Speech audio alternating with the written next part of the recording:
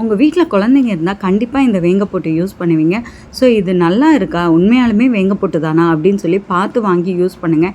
ஏன்னா நான் வாங்கினது இது வேங்கப்பொட்டே இல்லைங்க. இதில் என்ன கலந்து வச்சுருக்காங்கன்னே தெரியல. ஆக்சுவலாக வந்து வேங்கப்பொட்டு ஃபஸ்ட்டு டைம் எங்கள் அண்ணன் வாங்கிட்டு வந்தாங்க. அது நல்லா வந்து அந்த லைட்டாக கசப்பு வாசம் அடிச்சுட்டு யூஸ் பண்ணும்போது லைட்டாக டார்க் ப்ரௌனாக இருந்துச்சு. ஆனால் இது யூஸ் பண்ண லைட்டாக ரொம்பவே வந்து லைட் ப்ரௌனாக தான் இருந்துச்சு. கொஞ்சம் கூட திக்கே ஆகலை.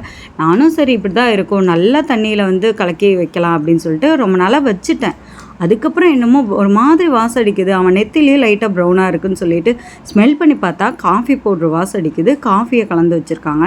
இன்னும் வேறு என்ன கலந்தாங்க அப்படிங்கிறது நமக்கு தெரியல. இதை நம்ம இப்போ பிறந்த குழந்தைக்கு யூஸ் பண்ணும்போது பார்த்து தான் யூஸ் பண்ணணும். அகைன் நான் வந்து வேறு பக்கம் நாட்டு மருந்து கடையில் இந்த மாதிரி வாங்கிட்டு வர சொல்லி வாங்கிட்டு வந்தாங்க. இதில் வந்து லைட்டாக வந்து கசப்பு வாசம் தான் அடிச்சிச்சு. நீங்கள் யூஸ் பண்ணுறது வேங்கப்பொட்டு தானா அப்படிங்கிறத பார்த்து செக் பண்ணிவிட்டு யூஸ் பண்ணுங்கள்.